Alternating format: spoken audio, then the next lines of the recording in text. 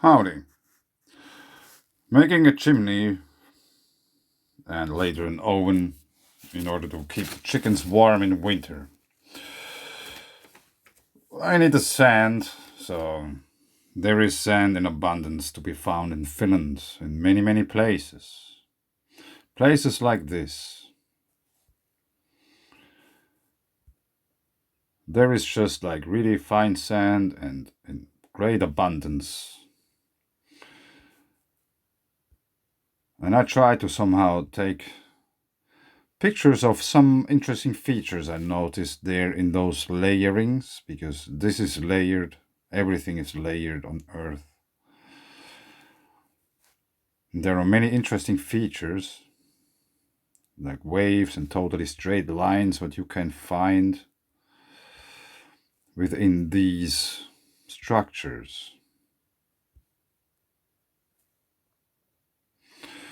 And here it's very easy to find this kind of sandy region. If you find the pine trees, then there is sand. And here underneath is totally fine sand. Then we got a little bit bigger stones, and then there's even like almost fist-sized stones in there. And here you can see it's going a little bit up, but here they are again straight, which is very interesting.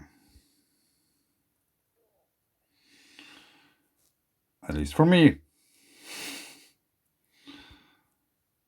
And this is like, untouched.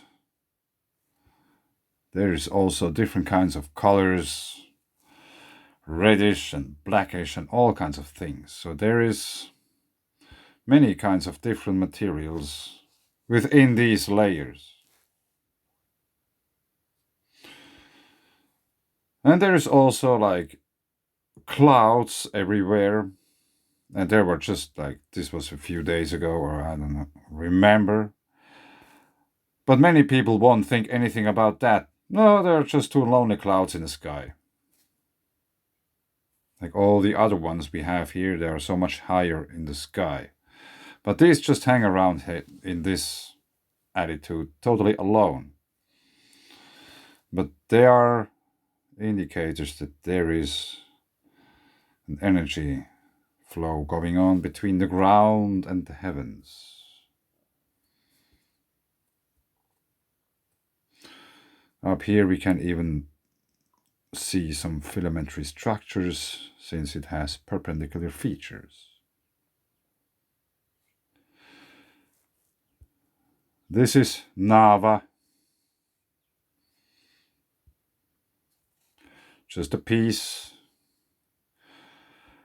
It is said where you find this, the air is very clean. And it has this kind of hairy structure. And this you can find here like all over the place. And Nava is called Usnea in English. This is a genus of mostly pale grayish-green fruticose lichens that grow like leafless mini shrubs or tassels anchored on bark or twigs. The genus is the family of Parmeliaceae. It grows all over the world. Members of the genus are commonly called old man's beard lichen, or beard moss. Like other lichens, it is a symbiosis of 2 or 3 fungi and algae. In Usnea, the fungus belongs to the division of Asomycota, while the alga is a member of the division of Chlorophyta. Members of the genus are similar to those of the genus Alectoria. A distinguishing test is that the branches of Usnea are somewhat elastic, but the branches of Alectoria snap cleanly off.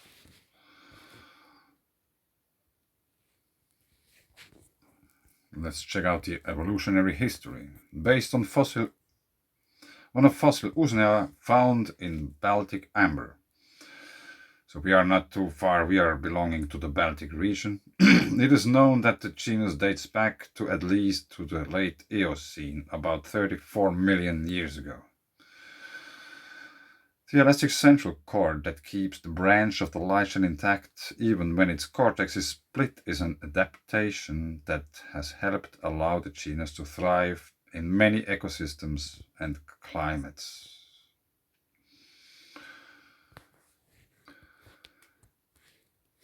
And there is other mosses, like those white ones. These are the things what the reindeers eat. And they can be found here as well. I tried to take a picture, but it doesn't show off. But there's some kind of crater thing, about 3 meters deep. Berries, crowberries, crow, waiting to get picked, free food. And I have to check about these flowers, what kind of plant that is. Is it the same? I don't know. This is how it looks, the forest. If you find the pine trees, you will find sand. It's perfectly even.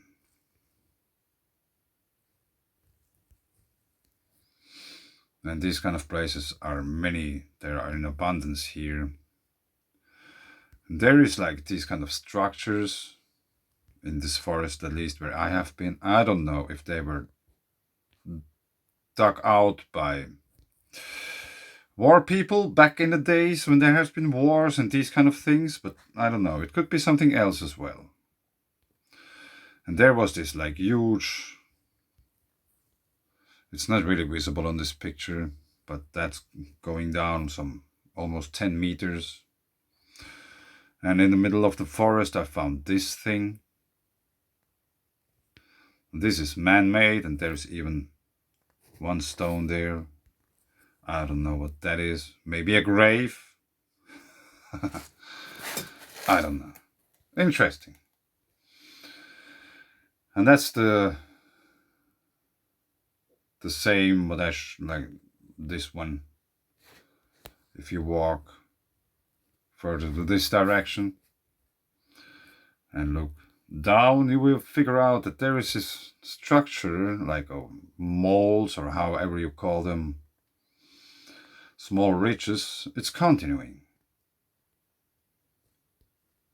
And this goes down, what, 7-8 meters height difference between here and here.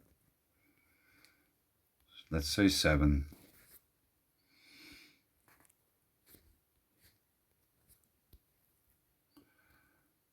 And it is very interesting to watch that, like, it's continuing there. It's going even more down. I didn't really have time to check this out, but you can imagine if I would have time to whatever stuff I would get lost in the forest for many days, because there would be so much things to find. And there is even a stone.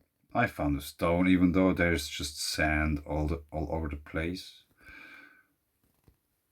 There's just one rock there. So I took a few pictures of it. It is black, which indicates that there must have been once a huge amount of heat. Hence, plasma discharge, electromagnetic discharge event. And it has those embedded quartz things, which somehow are quite similar in a way to the ones in my yard.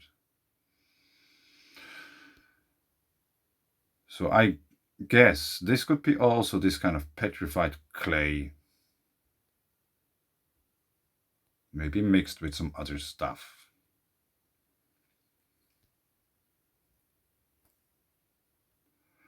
And since we have red and yellowish color, there is also iron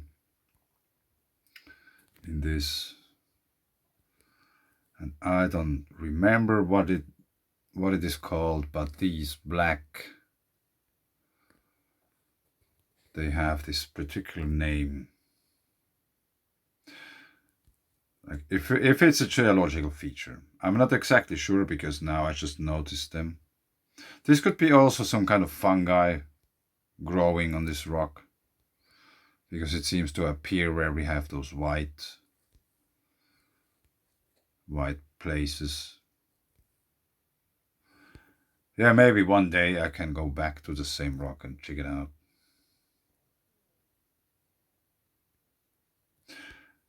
And there are those little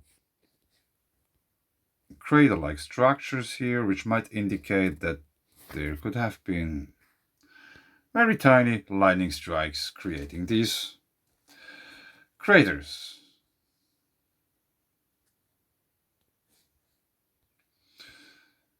And this is how it looks when you look around.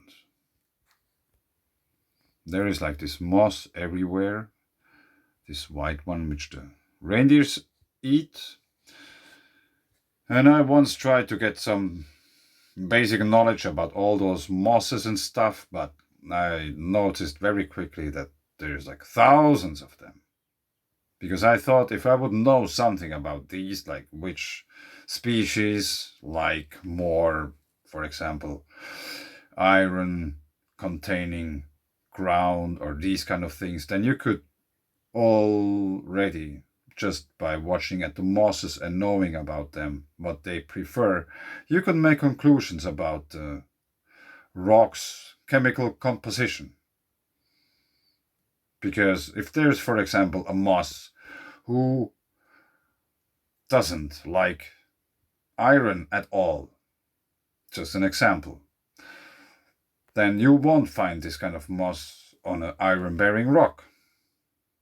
That's the simple thing I was thinking. But there are thousands of mosses and all these kind of things.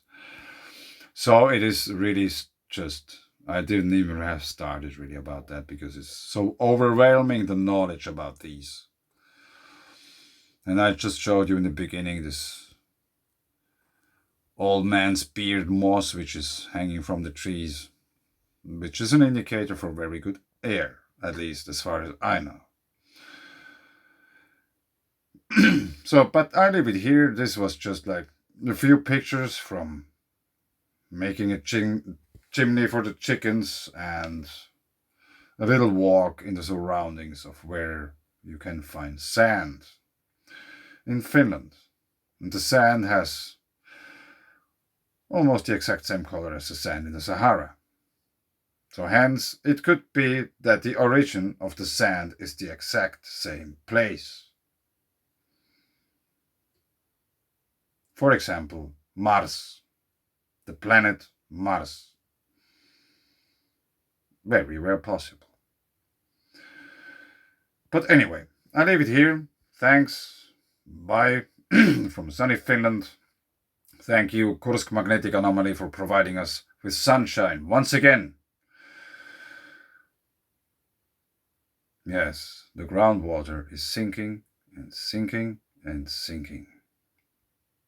So, extreme weather once again in Finland. Thanks.